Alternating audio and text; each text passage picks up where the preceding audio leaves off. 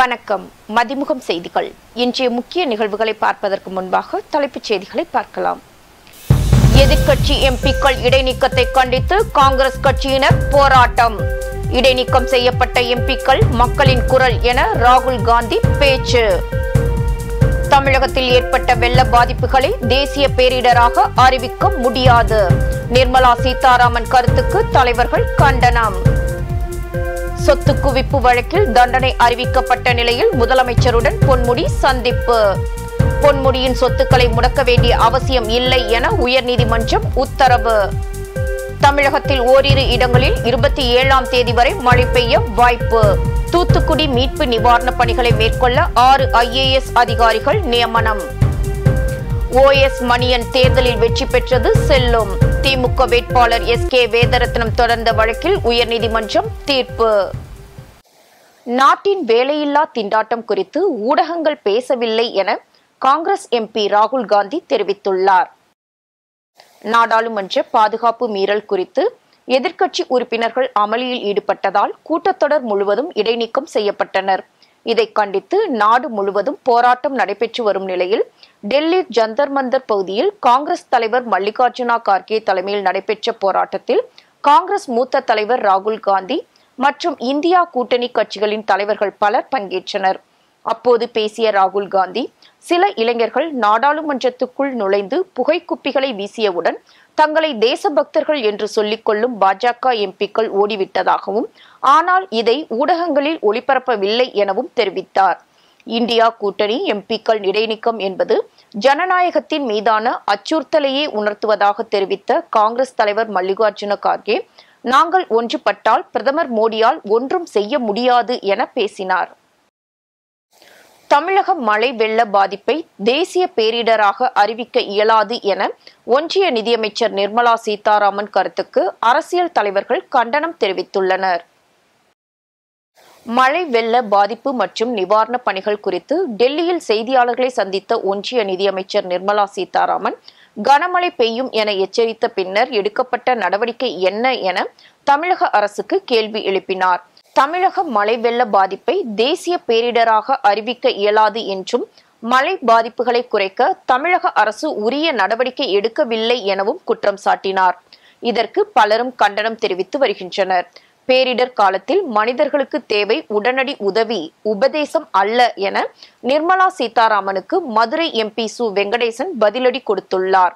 4000 கோடி ரூபாய் நிதி எப்படி செலவிடப்பட்டது என்பது அனைவருக்கும் தெரியும் என குறிப்பிட்ட திமுக அமைப்பு செயலாளர் RS பாரதி, அதை செலவு செய்யாமல் இருந்திருந்தால் சென்னை என்னவாகி இருக்கும் என்பது மனசாட்சி உள்ள நபர்களுக்கு தெரியும் என தெரிவித்துள்ளார்.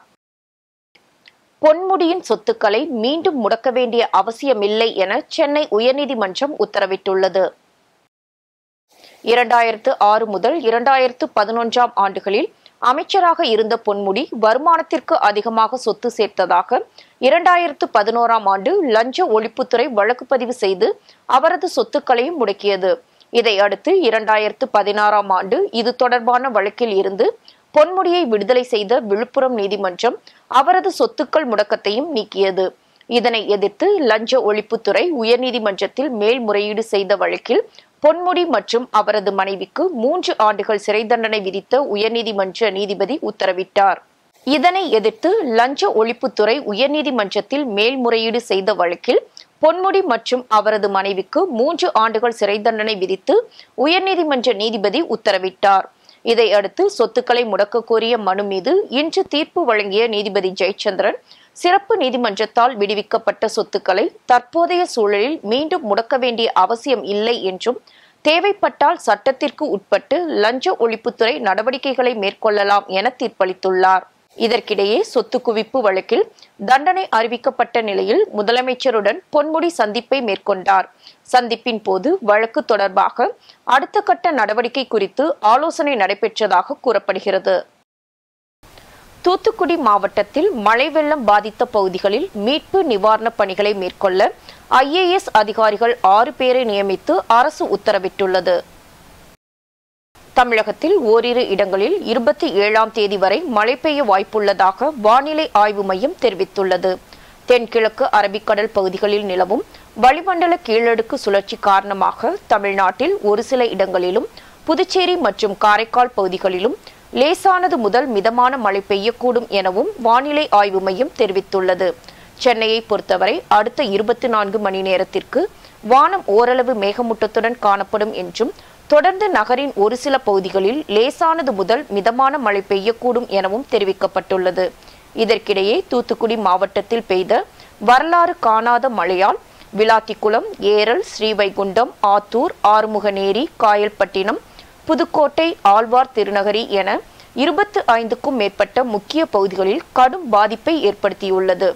இந்நிலையில் தூத்துக்குடி மாவட்டத்தில் மழை வெள்ளம் பாதித்த பகுதிகளில் மீட்பு நிவாரணப் பணிகளை மேற்கொள்ள IAS அதிகாரிகள் 6 பேரை நியமித்து அரசு உத்தரவிட்டுள்ளது. நாட்டின் மொத்த கொரோனா பாதிப்பில் 80% கேரளாவில் பதிவாகி உள்ளதாக ஒன்றிய சுகாதாரத்துறை தகவல் தெரிவித்துள்ளது. கொரோனாவின் மற்றொரு திரிபான ஒமைக்ரான் வைரஸ் JN1 வகை வைரஸ் தொற்றானது தற்போது இந்தியாவில் பல்வேறு மாநிலங்களில் வேகமாக பரவி வருகிறது. நாட்டில் புதிதாக 640 பேருக்கு கொரோனா தொற்று உறுதி செய்யப்பட்டுள்ளதாகவும் மருத்துவமனைகளில் சிகிச்சை பெறுவோர் எண்ணிக்கை 2997 உயர்ந்துள்ளதாக ஒன்றிய சுகாதாரத்துறை தெரிவித்துள்ளது. இதில் 80% பாதிப்பு கேரளாவில் பதிவாகி உள்ளதாக தெரிவித்துள்ள நிலையில் கடந்த 24 மணி நேரத்தில் அதிகபட்சமாக கேரளாவில் 265 பேருக்கு கொரோனா தொற்று கண்டறியப்பட்டுள்ளது. இதற்கிடையே அதிகரித்து வரும் கொரோனா பரவலை கருத்தில் கொண்டு கேரளா உள்பட நாட்டின் பல்வேறு மாநிலங்கள் முன்னெச்சரிக்கை நடவடிக்கைகளை எடுக்கத் தொடங்கி உள்ளன. இந்நிலையில் பொது இடங்களில் இனி அனைவரும் கட்டாயம் மாஸ்க் அணிய வேண்டும் என சண்டிகர் நிர்வாகம் மக்களுக்கு அறிவுறுத்தியுள்ளது. பெங்களூரில் கொரோனா பீதி அதிகரிப்பதால் ஹோட்டல்கள், பப்களில் முன்னெச்சரிக்கை நடவடிக்கை எடுக்கப்பட்டுள்ளது. தொற்று பரவலை கட்டுப்படுத்த சில ஹோட்டல்களில் முகக்கவசம் அணிவதை கட்டாயமாக்கி உள்ளனர். வேதாரண்யம் தொகுதியில் போட்டியிட்ட அதிமுக முன்னாள் அமைச்சர் OS மணியனின் வெற்றி செல்லும் என சென்னை உயர்நீதிமன்றம் தீர்ப்பு வழங்கியுள்ளது. அதிமுக ஆட்சியில் அமைச்சராக இருந்த OS மணியனின் கடந்த 2021ஆம் ஆண்டு நடைபெற்ற சட்டப்பேரவை தேர்தலில் வேதாரண்யம் தொகுதியில் போட்டியிட்டார். அந்த தேர்தலில் அவர் தன்னை எதிர்த்து போட்டியிட்ட திமுக வேட்பாளர் வேதரத்தினத்தை வீழ்த்தி அமோக வெற்றி பெற்றார்.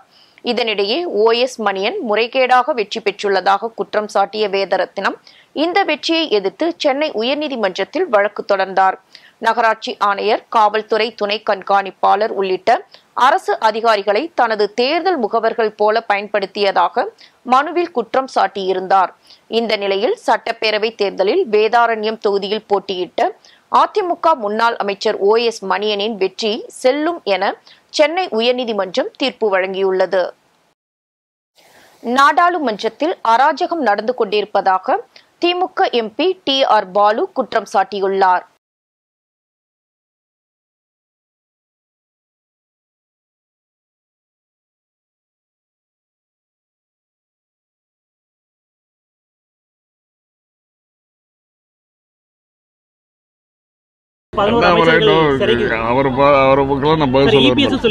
அடுத்தடுத்து எம்எல்ஏ மினிஸ்டர்ஸ் டிஎம்கே மினிஸ்டர்ஸ் வந்து ஊழல் வழக்கத்தில் முதல்ல அவங்கள கவனிச்சு சொல்லுங்க. அவங்க மேல இருக்கிற குற்றச்சாட்டை முதல்ல நான் போட்ட கேஸ் இருக்குல்ல அதுக்கு முதல்ல வர சொல்லுங்க. பாஜக மாநில தலைவர் அண்ணாமலை பேரிடர் காலத்தில் ஆளும் கட்சியை விமர்சனம் செய்வது ஏற்புடையதல்ல என தமிழ்நாடு காங்கிரஸ் கமிட்டி தலைவர் KS அழகிரி தெரிவித்துள்ளார். தமிழ்நாடு அரசுக்கு வெள்ள பாதிப்பு நிவாரண நிதி வழங்குவது தொடர்பாக சென்னை தலைமைச் செயலகத்தில் KS அழகிரி காங்கிரஸ் சட்டமன்ற உறுப்பினர்களுடன் ஆலோசனை மேற்கொண்டார். பின்னர் செய்தியாளர்களை சந்தித்த அவர், இந்திய வரலாற்றில் இந்தளவு நாடாளுமன்ற உறுப்பினர்கள் வெளியேற்றப்பட்டது கிடையாது என்றும் ஹிட்லர் ஆட்சிக்கு பின்னர் மோடியின் ஆட்சியில்தான் இதுபோன்ற நிகழ்வுகள் நடைபெறுவதாகவும் தெரிவித்தார். பிரதமர் அவைக்கு வருவது கிடையாது, பிரதமர் பத்திரிகையாளர்களை சந்திப்பது கிடையாது, பிரதமர் பிரச்சனைகளுக்கு பதில் சொல்வது கிடையாது. ஆனாலும் அவர் பிரதமராக இருக்கிறார். நீங்கள் இந்திய பாராளுமன்ற வரலாற்றில் இவ்வளவு பாராளுமன்ற உறுப்பினர்கள் வெளியேற்றப்பட்டதே கிடையாது. உலகத்தில் நடந்திருக்கு. எங்கே நடந்திருக்குன்னா ஹிட்லருடைய பாராளுமன்றத்தில் நடந்திருக்கு. ஹிட்லருக்கு பிறகு மோடியுடைய பாராளுமன்றத்தில் தான் இது நடக்குது. பாராளுமன்றம் என்பது ஆளுங்கட்சியும் எதிர்கட்சியும் சார்ந்தது தான். எதிர்க்கட்சி இல்லாத பாராளுமன்றம் பாராளுமன்றம் அல்ல. அதற்கு பாராளுமன்றம் என்கின்ற இலக்கணமே தகாது. நீங்கள் ஒரு பாராளுமன்றம்னா எதிர்க்கட்சி எதிரில் அமர்ந்திருக்கணும், அவங்க கேள்வி கேட்கணும், அரசாங்கம் பதில் சொல்லணும். கேள்வி கேட்கவே ஆள் இல்லை, நீங்கள் என்ன பதில் சொல்ல போகிறீங்க? அதற்கு எப்படி பாராளுமன்றம் என்கின்ற பெயர் வரும்? இது ரொம்ப அநியாயம், அதர்மம், ஜனநாயகத்திற்கு விரோதமானது. இந்த நாட்டில் ஒரு ஜனநாயகத்தை ஏற்படுத்த நாம் இரத்தம் சிந்தி இருக்கிறோம். இந்த சுதந்திரம் தானாக வந்துள்ள இந்த ஜனநாயகத்தை எளிதாக நாம் பெற்றுவிடவில்லை. பல்லாயிரக்கணக்கானவர்கள் சிறை கம்பிகளுக்கு பின்னே இருந்திருக்கிறார்கள், செக்கிழுத்திருக்கிறார்கள், கல்லுடைத்திருக்கிறார்கள். அந்த ஜனநாயகத்தை இன்றைக்கு மோடி நசுக்குகிறார். இது வன்மையாக கண்டிக்கத்தக்கது. இந்திய பாராளுமன்றத்தில் நடைபெறுகிற இந்த கொடுமைகள் உலகம் முழுவதும் ஜனநாயகத்தின் மீது நம்பிக்கையுடைய மக்களால் பார்க்கப்படுகிறது என்பதை மட்டும் நான் சொல்ல விரும்புகிறேன். நாடாளுமன்ற அத்துமீறலை தடுக்க தவறிய பிரதமர் மோடி, உள்துறை அமைச்சர் அமித்ஷா பதவி விலக வேண்டும் என விசிக தலைவர் திருமாவளவன் தெரிவித்துள்ளார். நாடாளுமன்ற உறுப்பினர்கள் இடைநீக்கம் செய்யப்பட்டதை கண்டித்து விடுதலை சிறுத்தைகள் கட்சியின் சார்பில் சென்னை சைதாப்பேட்டை பனகல் மாளிகை அருகே விசிக தலைவர் திருமாவளவன் தலைமையில் கண்டன ஆர்ப்பாட்டம் நடைபெற்றது. அப்போது செய்தியாளர்களை சந்தித்த திருமாவளவன், பொன்முடிக்கு எதிரான வழக்கில் நேர்மையாக தீர்ப்பு வழங்கப்பட்டதாக தெரியவில்லை என்றும் நீதித்துறையும் மெல்ல மெல்ல சனாதன மையமாகி வருவதாகவும் விமர்சித்தார். இது மேல்முறையீடு செய்யப்பட்ட வழக்கல்ல. நீதிபதி ஜெயச்சந்திரன் அவர்களே தன்விருப்பு அடிப்படையில், சோமோட்டோ தன்விருப்பு அடிப்படையில் அவரே எடுத்துக்கொண்டு விசாரித்த ஒரு வழக்கு. அவர் ஏற்கனவே அதிமுக ஆட்சியில் சட்டத்துறை செயலாளராக இருந்தவர். இந்த வழக்கு அவர் மீது புனையப்படுவதற்கு அவரும் ஒரு காரணமாக இருந்திருக்கிறார். அவர் தொடர்பான ஆவணங்களை சேகரித்ததில் அவருடைய பங்கு இருந்திருக்கிறது. அது நீதிமன்றத்திலேயே சுட்டிக்காட்டப்பட்டிருக்கிறது. அப்போது கூட அவர், இதை நீங்கள் முன்கூட்டியே சுட்டிக்காட்டியிருந்தாலும் நான் இந்த வழக்கில் இருந்து விலகி இருக்க மாட்டேன் என்றும் சொல்லியிருக்கிறார். ஆகவே நீதிபதி அவர்களுக்கு ஒரு உள்நோக்கம் இருக்கிறது என்பது இந்த தகவல்களில் இருந்து, தரவுகளில் இருந்து தெரிய வருகிறது. எல்லாம் மேல்முறையீட்டு நீதிமன்றத்திலே விவாதிக்கப்படும் என்று நான் நம்புகிறேன்.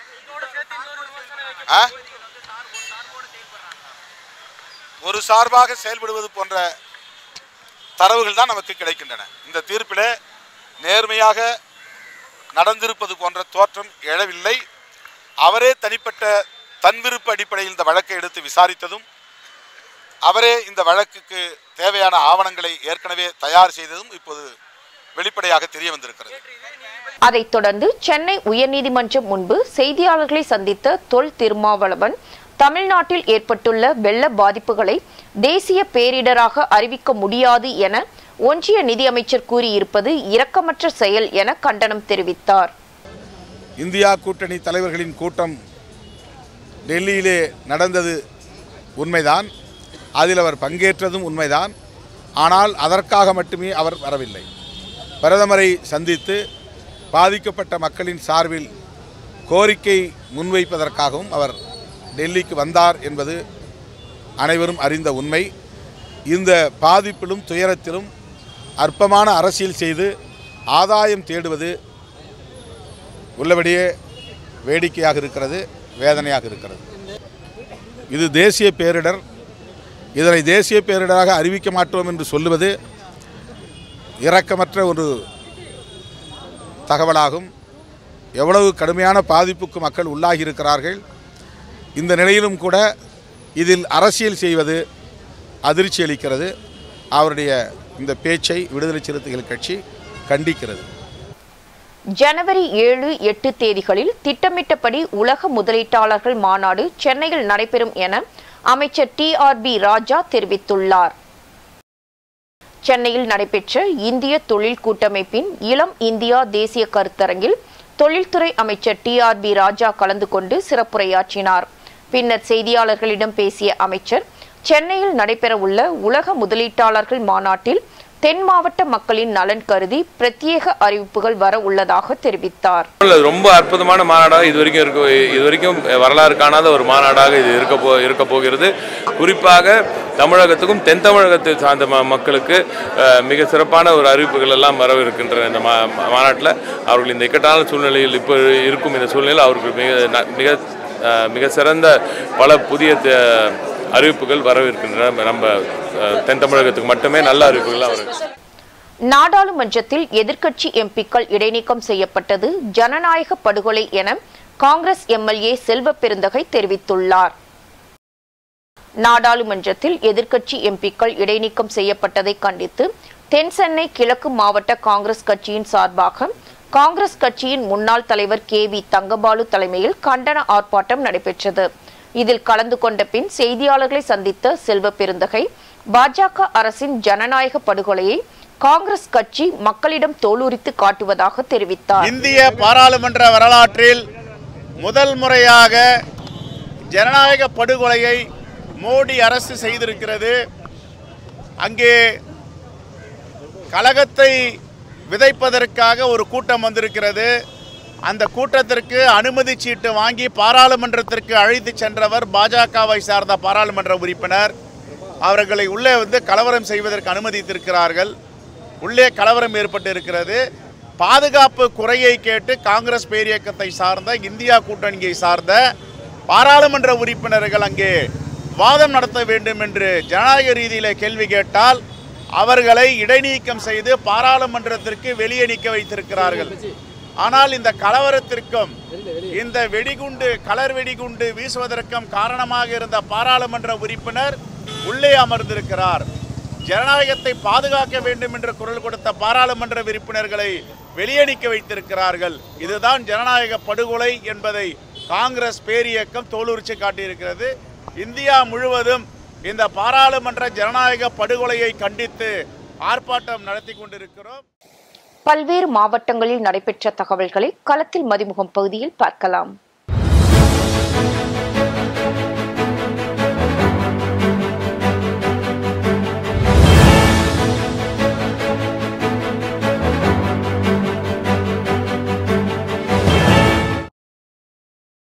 மயிலாடுதுறை மாவட்டம் கிள்ளியூர் ஊராட்சியில் நுகர்பொருள் வாணிப கழக நேரடி நெல் கொள்முதல் நிலைய கட்டடத்திற்காக நபார்ட் வங்கி நிதி உதவி மூலம் 62.50 லட்சம் மதிப்பீட்டில் புதிய கட்டிடம் கட்டுவதற்கான அடிக்கல் நாட்டு விழா நடைபெற்றது. விழாவில் மயிலாடுதுறை மாவட்ட திமுக செயலாளரும் பூம்புகார் சட்டமன்ற உறுப்பினருமான நிவேதா முருகன் கலந்து கொண்டு அடிக்கல் நாட்டி பணிகளை துவக்கி வைத்தார். தமிழ் வளர்ச்சி துறையின் சார்பில் நடைபெற்ற ஆட்சி மொழி சட்ட வார விழா விழிப்புணர்வு பேரணியை மாவட்ட ஆட்சித்தலைவர் பிரதீப் குமார் கொடியசைத்து துவக்கி வைத்தார். நிகழ்வில் துணை இயக்குனர் இளங்கோ, மாவட்ட தமிழ் அமைப்புகள், பள்ளி மற்றும் கல்லூரி மாணவ மாணவிகள் உட்பட ஏராளமான பொதுமக்களும் கலந்து கொண்டனர். கரூர் தலைமை தபால் நிலையம் முன்பு கரூர் மாநகர விடுதலை சிறுத்தைகள் கட்சி சார்பில் நாடாளுமன்றத்தில் தகுதி நீக்கம் செய்த ஒன்றிய மோடி அரசை கண்டித்து கண்டன ஆர்ப்பாட்டம் நடைபெற்றது. இந்த ஆர்ப்பாட்டத்தில் மாநகர செயலாளர் கராத்தே இளங்கோ, மாநில செயற்குழு உறுப்பினர் அகரமுத்து மற்றும் மாநில வழக்கறிஞர் அணி செயலாளர் பாஸ்கரன் முன்னிலை வகித்தனர். திருவள்ளூர் மாவட்டம் மீஞ்சூரில் இருந்து பொன்னேரி பஞ்செட்டி சாலை மற்றும் வடசென்னை அனல்மின் நிலைய சாலை வழியாக மணலி, எண்ணூர் மற்றும் சென்னை துறைமுகத்திற்கு செல்கின்ற கனரக மற்றும் சரக்கு பெட்டக வாகனங்களுக்கு அனுமதிக்கப்பட்டுள்ள வழித்தட துவக்க விழாவில் ஆவடி காவல் ஆணையாளர் கே. சங்கர் கொடியசைத்து துவக்கி வைத்தார். உடன் ஆவடி போக்குவரத்து துணை ஆணையர் ஜெயலட்சுமி, உதவி ஆணையர் மலைச்சாமி ஆகியோர் கலந்து கொண்டனர். அரியலூர் மாவட்டத்தில் தமிழக அரசின் சார்பில் செயல்படுத்தப்படும் திட்டங்கள் குறித்து பண்ருட்டி சட்டமன்ற உறுப்பினர் வேல்முருகன் தலைமையில் மாவட்ட ஆட்சித்தலைவர் ஆனிமேரி ஸ்வர்ணா முன்னிலையில் நேரில் பார்வையிட்டு ஆய்வு மேற்கொண்டனர். இதில் முதன்மை செயலாளர் சீனிவாசன், அரசு உறுதிமொழி குழு உறுப்பினர்கள், பட்டுக்கோட்டை சட்டமன்ற உறுப்பினர் அண்ணாதுரை, நாமக்கல் சட்டமன்ற உறுப்பினர் ராமலிங்கம் ஆகியோர் உடனிருந்தனர். சென்னை கிண்டியில் இந்திய யுரேஷியா வர்த்தக மாநாடு நடைபெற்றது. இதில் இந்தியாவில் உள்ள கிர்கிஸ் குடியரசின் தூதர் அஸ்கர் சோல்சூ பெகோவிச் பெசிமோவ், அவரது மனைவி மற்றும் வர்த்தக ஒருங்கிணைப்பாளர் அசாமத் உடன் தலைமை விருந்தினராக கலந்து கொண்டார். இதில் வெளிவிவகார அமைச்சகத்தின் சென்னை கிளை தலைவர் வெங்கடாச்சலம் முருகன், இந்திய பொருளாதார வர்த்தக அமைப்பின் தலைவர் ஆசிப் இக்பால் மற்றும் தொழில்துறை பின்னணியில் இருந்து முக்கிய பிரமுகர்கள் கலந்து கொண்டனர். ஆந்திரா முதலமைச்சர் ஜெகன்மோகன் ரெட்டியின் 51வது பிறந்த நாளை முன்னிட்டு திருவள்ளூர் மாவட்டம் பூந்தமல்லியில் ஒய்எஸ்ஆர் காங்கிரசின் தமிழக மாநில தலைவர் ஜாகிர் உசேன் தலைமையில் ஏழை எளிய மக்களுக்கு நிவாரணப் பொருட்கள் வழங்கி இனிப்பு வழங்கியும் கொண்டாட்டம் நடைபெற்றது. இதனை அடுத்து விழாவில் கலந்து கொண்ட கட்சி நிர்வாகிகள், தொழிலதிபர்கள் மற்றும் ஏழை எளிய மக்களுக்கு பிரியாணி உணவு வழங்கப்பட்டு இரத்த தான முகாம் நடைபெற்றது. இந்த விழாவினை ஒய்எஸ்ஆர் தமிழக கட்சி நிர்வாகிகளான சரவணன், சூர்யா ரெட்டி, கிருத்திகா, பாஸ்கர் மற்றும் மணி ஆகியோர் இணைந்து இந்த பிறந்தநாள் விழாவினை சிறப்பாக வழிநடத்தினர். சென்னையில் வணிக பயன்பாட்டிற்கான கேஸ் சிலிண்டர் விலை 39 ரூபாய் குறைந்துள்ளது. நவம்பர் மாதம் வணிக பயன்பாட்டுக்கான சமையல் எரிவாயு சிலிண்டர் விலை 57 ரூபாய் குறைந்து 1942 ரூபாய்க்கு விற்பனையானது. இந்த நிலையில் இன்று சிலிண்டருக்கு 39 ரூபாய் 50 காசுகள் குறைந்து 1929 ரூபாய்க்கு விற்பனை செய்யப்படுகிறது. வீட்டு உபயோக கேஸ் சிலிண்டர் விலை எந்த மாற்றமும் இன்றி 918 ரூபாய் 50 காசுகளுக்கு விற்பனை செய்யப்பட்டு வருகிறது. இன்றைய தங்கம் வெள்ளி விலை வழங்குவோர் அட்டிகா கோல்ட் கம்பெனி. சென்னையில் 22 கேரட் ஆபரண தங்கத்தின் விலை கிராமுக்கு 35 ரூபாய் உயர்ந்து 5860 ரூபாய்க்கு விற்பனை செய்யப்படுகிறது. மேலும் ஒரு சவரன் ஆபரண தங்கத்தின் விலை 280 ரூபாய் உயர்ந்து 46,880 ரூபாய்க்கு விற்பனை செய்யப்படுகிறது. வெள்ளியின் விலை கிராமுக்கு 30 காசுகள் உயர்ந்து 1 கிராம் வெள்ளி 81 ரூபாய்க்கும் 1 கிலோ வெள்ளி 81,000 ரூபாய்க்கும் விற்பனை செய்யப்படுகிறது. மனித இனத்திற்கு நிலவில் தளம் இருக்க வேண்டும், செவ்வாய் கிரகத்தில் நகரங்கள் இருக்க வேண்டும் என்று எக்ஸ் தளத்தின் உரிமையாளர் எலான் மஸ்க் பதிவிட்டுள்ளார். செவ்வாய் கிரகத்தில் மனிதர்கள் உயிர் வாழக்கூடிய சாத்தியம் உள்ளதா என்பது குறித்த ஆராய்ச்சி பணிகளும் மேற்கொள்ளப்பட்டு வருகிறது. இந்த பணியில் ஐக்கிய அரபு அமீரகம், சீனா, அமெரிக்கா, இந்தியா உள்ளிட்ட நாடுகள் ஈடுபட்டுள்ளன. செவ்வாய் கிரக ஆராய்ச்சியில் அரசுகளின் விண்வெளி கழகங்கள் மட்டுமல்ல, எலான் மஸ்கின் ஸ்பேஸ் எக்ஸ் போன்ற தனியார் நிறுவனங்களும் களம் காணும் முயற்சியில் இறங்கியுள்ளன.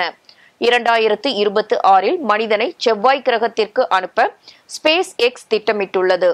இந்நிலையில் செவ்வாய் கிரகத்தில் மனிதர்களுக்கு நகரம் வேண்டும் என எலான் மஸ்க் பதிவிட்டுள்ளார்.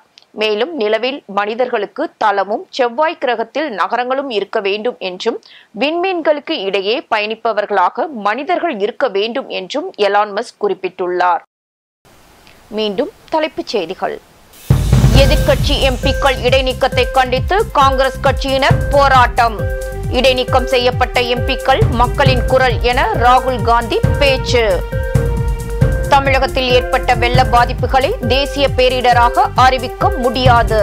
நிர்மலா சீதாராமன் கருத்துக்கு தலைவர்கள் கண்டனம். சொத்து குவிப்பு வழக்கில் தண்டனை அறிவிக்கப்பட்ட நிலையில் முதலமைச்சருடன் பொன்முடி சந்திப்பு.